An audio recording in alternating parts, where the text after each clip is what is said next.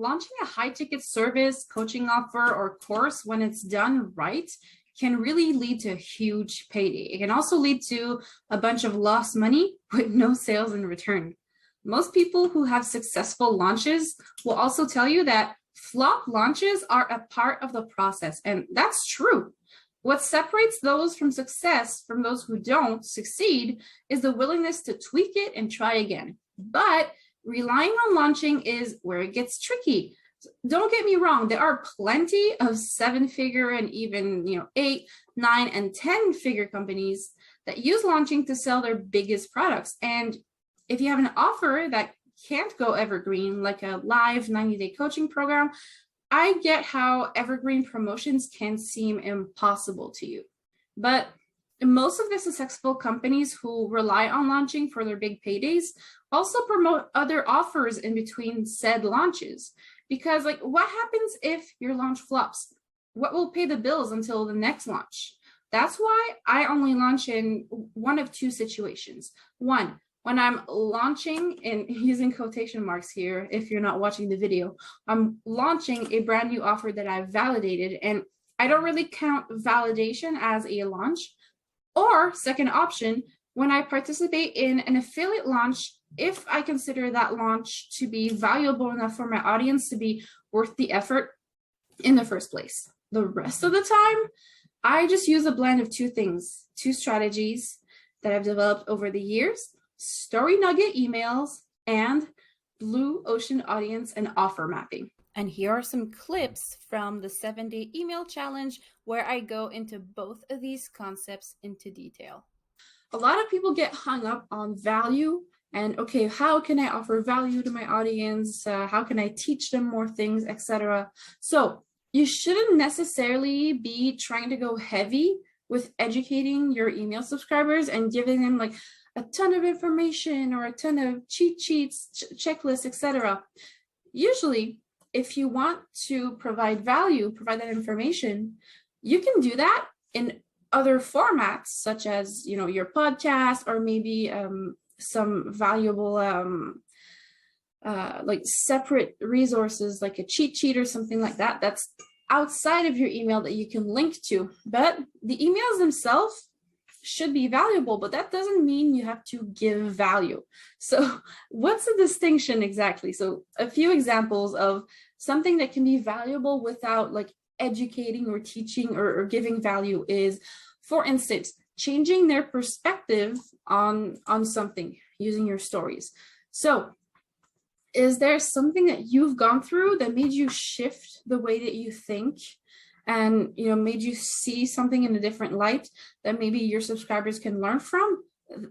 That's not those stories, those types of stories that create even a tiny shift in thought. They're not like a value in the traditional sense, but it's insanely valuable for your audience. So that is considered valuable. Any story that really provides that little shift. And at the same time, stories can also keep people entertained. And I have this at the bottom here, but I'm going to skip to it right away. Just being able to keep your subscribers entertained when you're telling your story, maybe you make them laugh, maybe you make them hold their breath in anticipation. That is valuable. It's not traditional value in the sense of are they going to be able to make money from that? No, not necessarily, but it is valuable. Another thing that you can do with your stories is paint a picture for them of where they want to be. That's valuable too. It's valuable because painting that picture for them is going to help them get more clarity on where they want to be, where they want to go. And if you've done your work on day 2, you should know what that looks like. Okay? That's valuable too, because it allows them to get more clarity and be in a position where they're actually able to take action. I just want to clearly define for everybody what blue ocean really means. And so right here, we have the difference between blue ocean and red ocean. So blue ocean strategy has a background in business development. It's not just for idea generation. I didn't invent the term blue ocean. It is a way of approaching creating new offers and new markets in a way that really separates you from the competition, because you don't have competition. Because in a typical market, which is a red ocean market, this is what you'll typically hear about. You go in, you research your competitors, and then you try to create something that will help you stand out from your competitors. And you're going based on an existing demand. So here's where the difference lies with blue ocean strategy. So in the red ocean strategy, we have an existing market space. So you're not inventing the wheel, inventing something new. There are probably dozens, if not hundreds, if not thousands of other businesses offering very similar things to you. You're just creating an alternative version. But in the blue ocean strategy, you're creating a new market. So the way that you're marketing yourself is completely different from any other people, products, offers in your industry. And that's because of innovation.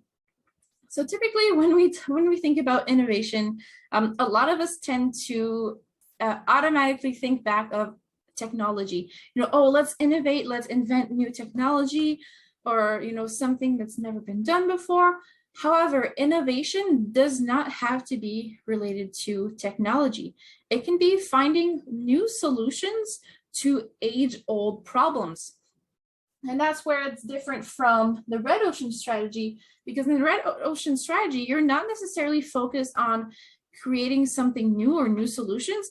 You're just focused on beating your competitors in one way or another. And beating your competitors can mean you are going to offer something that is either cheaper, quicker, or better quality. It's usually the triangle. I'll draw it down here so we can see it. So we have the triangle. We either have cheaper, quicker,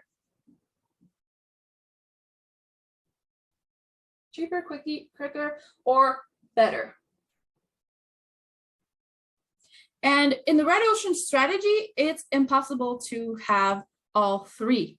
So if you're going to beat your competitors are already doing things, and it costs a certain amount to usually generate those results for people. So that's why you cannot do something better, quicker, and cheaper if you're competing in an existing space. You have to pick one or two. So for example, if you are a service provider who offers web design services, you could offer very quick, very cheap turnarounds, but there's a good chance that if you use the usual processes that already exist for creating web design, you're not going to be able to create high quality web designs in a very short amount of time for a low amount of price. Well, maybe you will, but then you'll be, starving yourself, exhausting yourself, etc. And that's not sustainable in the long term. Remember, everything that we're talking about in the 7-day email challenge, we want it to be something that you can sustain over a long period of time. So if there's a strategy that requires you to hustle and work like 100 hours a week in order to make it work, that's not sustainable. It's okay to do a lot of work upfront for a short amount of time, but only if it's to build something in the back end that will then make your life easier. Okay, so with that said, that's why you cannot beat competitors in all three of these. You got to choose one or two at most. In the blue ocean strategy, you are focusing on creating new demand. Instead of focusing on what people are asking for right now, what the demand is, you're going and creating, okay, what are some problems that people may not know that they have, or really old problems that people already know, but completely new solutions that they may have overlooked, instead of focusing on existing demand for existing solutions. And that is why in the red ocean strategy, you have to make a trade-off. You're either going to create something of high value, but it's going to be high cost, or you're going to have to make a trade-off on value if you want to lower the cost. But when you are going in a new market, innovating and creating new demand, you do not have to make that trade-off. It's not necessary, okay? Now, if you need help coming up with your own Blue Ocean of email ideas to make your emails more valuable for your audience, I've got you. Just drop me a line below this video, or if you're listening, use the link in my show notes to get in touch, and I'll give you my 30-day cheat sheet with 30 days worth of email prompts and templates that I give my private clients. No opt-in required.